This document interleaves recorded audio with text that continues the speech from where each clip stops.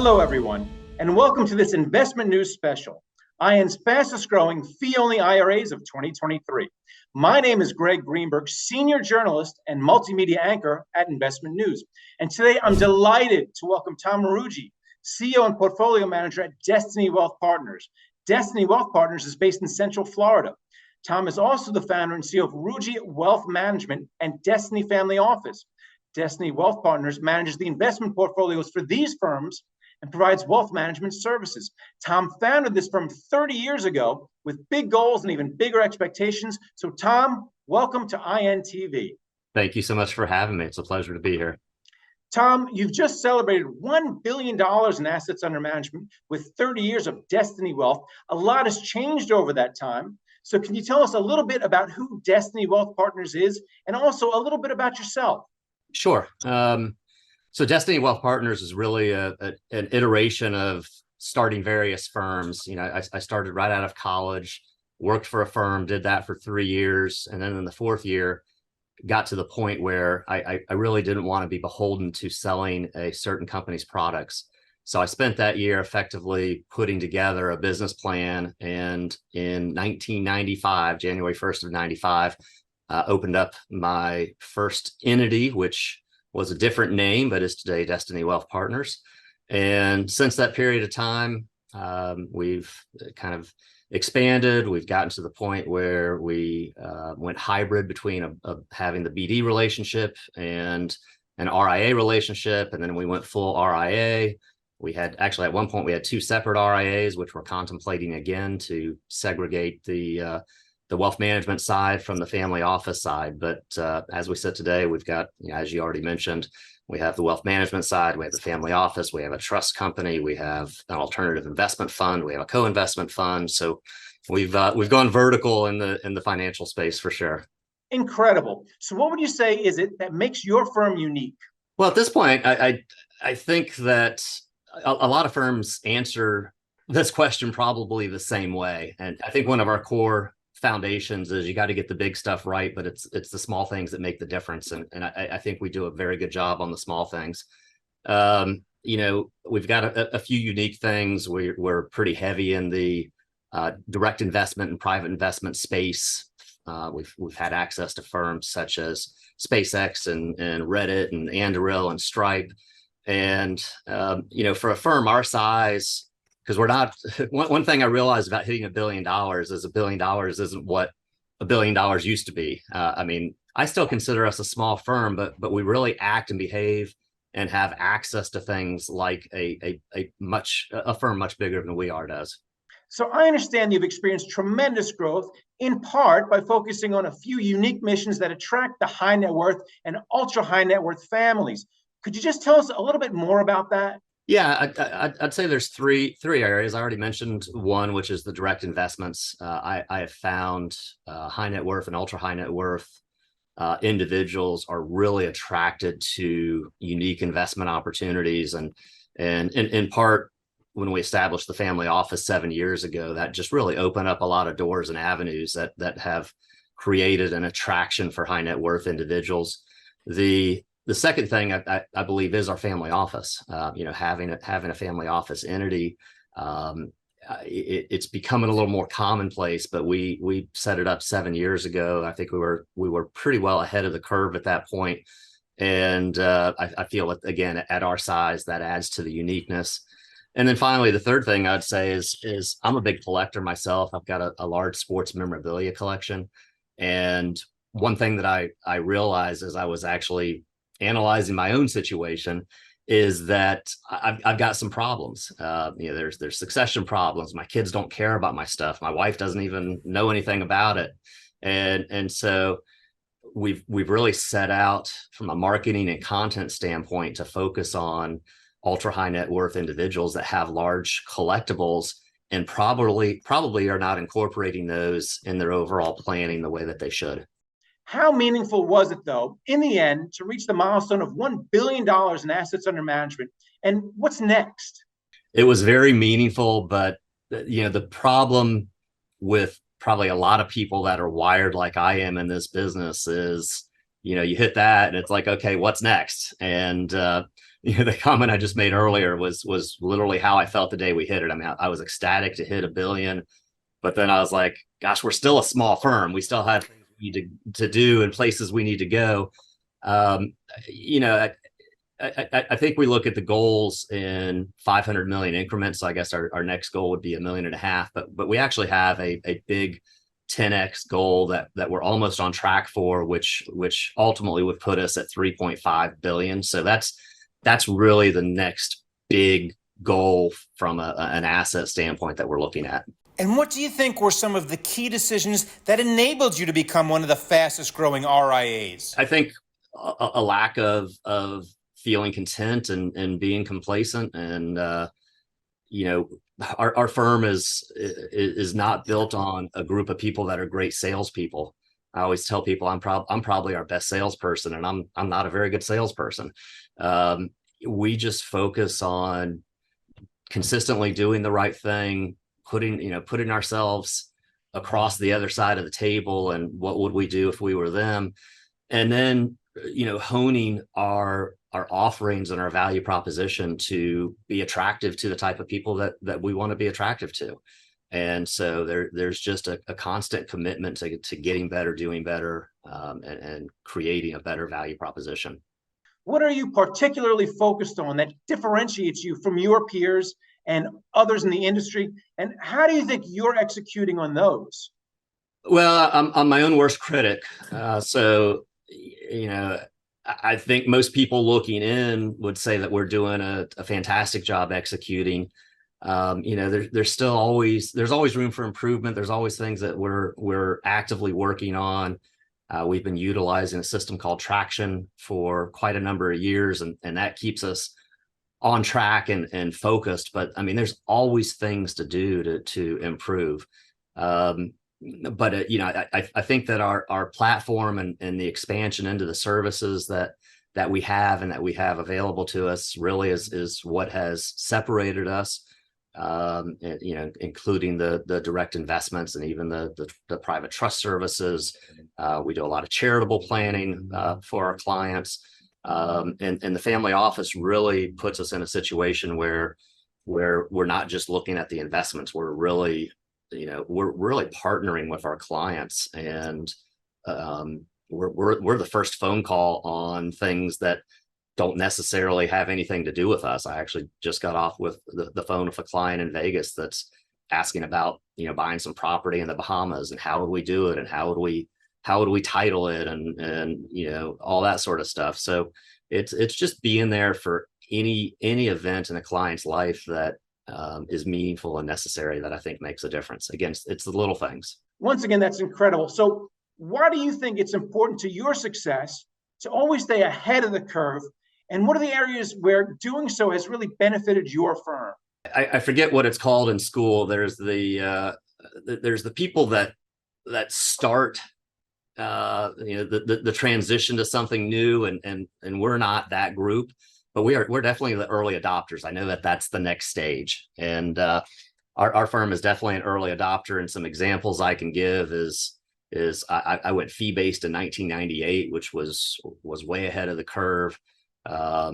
We went hybrid in, I think, 2001, which was way ahead of the curve. We were actually on the pilot program for LPL to go hybrid at that point. So we were the first group within LPL to do that. We were also the first group within LPL to drop the BD side and go RIA. So we were literally the first group in the entire country for LPL to do that. So we were ahead of the curve on being RIA only, fee only. We adopted the family office 7 years ago, which I believe was ahead of the curve. The trust relationship that we established 3 or 4 years ago. And then, the direct investments and what we're doing there. We've been doing fairly unique alternative investments and direct investments over the last several years. And I don't see very many firms, that even firms much larger than ours, that have the capability to offer the products that we have. So, I think we've done a great job staying ahead of the curve. And again, that lack of complacency, I would like to think that we're going to continue to do a very good job there. Always looking to improve. So, as you know, so much of the finance sector today is becoming digitized. Do you think people are still yearning for more of a personal touch these days? I think the personal touch is the most important. I think that's going to be the differentiator between firms that stay in business versus firms that either get gobbled up or go out of business. But at the same time, to your point, technology, not only is it changing, but it's changing rapidly, and we don't even know yet what the true impact of AI is going to be on our business. But it certainly is going to have a change, and it's going to continue to come fast. So. Our goal is to stay on top of the technology and the AI as much as possible, but we are a personal touch service firm first and foremost, and the rest hopefully just makes us better at what we're doing. So pivoting just a little bit, what do you feel you're doing to help young entrepreneurs plan to get ready to become your next generation of ultra high net worth clients?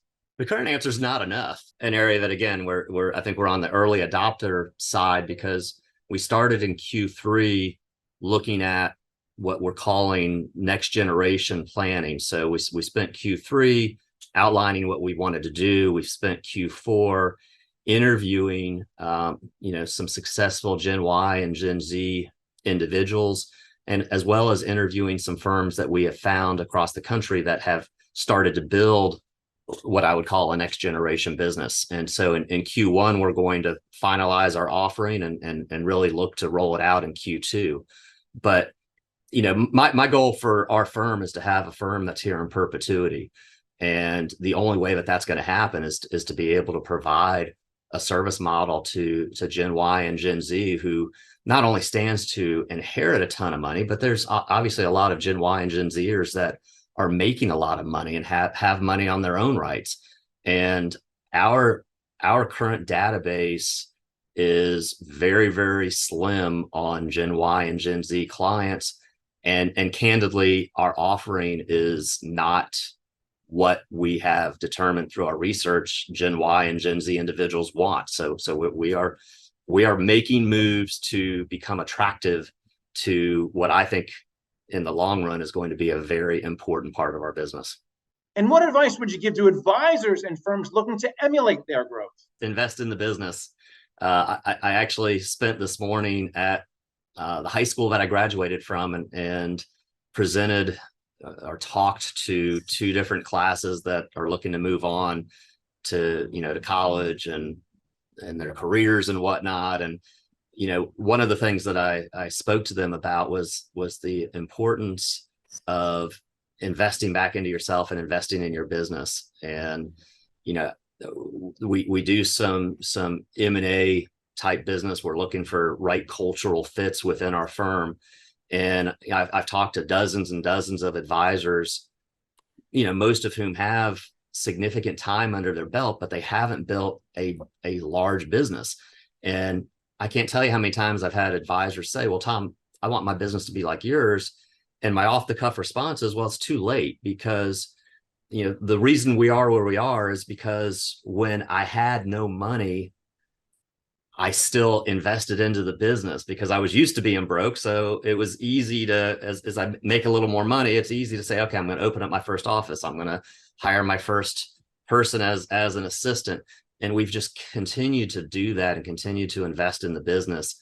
And for somebody that's already been in the business 15 or 20 years that has not taken those steps, it's very difficult from a cost, a time, and an energy standpoint to do so. If you're a younger person, then, like I said, start investing early. It must have felt incredible going back to your high school to be a person that now has a lot to offer and give back, invaluable advice. It was probably very surreal. It is. It's the second year I've done it, and they're so thankful for me to be there, and yet I promise you, I get more out of it than they do. It's very fulfilling, and you just never know when one comment that you make is going to have a huge impact on somebody, and you may never know it. That doesn't matter. But the point is is to put yourself out there and be somebody that can maybe have an impact on somebody younger. Amazing. I just think that just says a lot about your generosity of spirit and anything where you are getting more out of this than they are. So if you were to look back a year from today, what would have had to happen during the time for you to feel that you would have been even more successful achieving your goals? Well, first and foremost, I'd want us to achieve the basic goals that we set on an ongoing basis. I want to have our next generation business up and running. We've put a lot of emphasis in the past year or so on the collectibles side of the business, and I've met a lot of people. I've met a lot of potential opportunities there, but it's kind of, doing that is kind of like marketing. You have to do it for a while before it really pays off. And I think we're getting close to the point that, all the effort that we've put into that is going to start paying off. And I certainly would like to see that happen within the next 12 months. It's a blast for me to be as passionate as I am about our business, but I'm also passionate about my collectibles. And I just love having the conversations where I kind of intertwine the two. And again, hopefully not that financial is the end all, but I would definitely like to see some positive results from the work that we've done there as well. And for our clients, what would you say, looking at the markets ahead or looking at the year ahead, what's some advice you would have for them? Our advice is to try not to be too focused on the market per se. So, we utilize a bucketing process. So kind of a 10-year bucket, an 11 to 20-year bucket, and a 20+ year bucket. And, the market-based investments for most clients is in the 20+. And so, a conversation that I have a lot is I believe that strategy trumps performance. And, it's counterintuitive to what some people would think, because if performance is better, then performance is better. But what I mean by that is if we put investments into two different companies today, there could be a big difference if they're the same type of investment, but there could still be a big difference in return a year from now. But chances are probably pretty good that 10 years from now, that difference is going to get closer and closer and closer.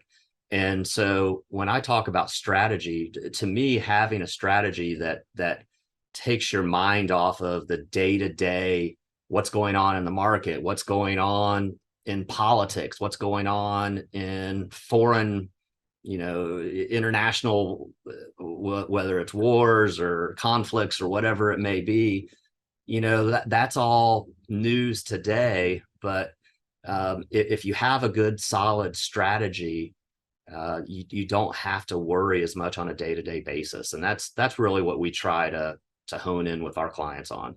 And fortunately, it's worked very well for us.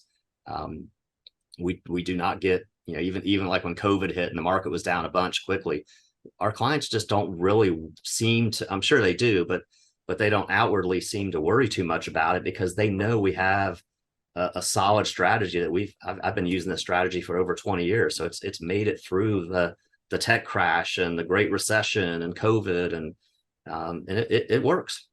Those were some wonderful insights. Thank you so much for sharing your thoughts and joining us on Investment News. Well, thank you so much for having me. It's an honor and a privilege of mine to be on your show. I appreciate it. Thank you so much, Tom, for joining us. And you can find out more about Tom and his team at ruggiewealth.com. And don't forget to go to investmentnews.com for more content. Thank you for watching Investment News.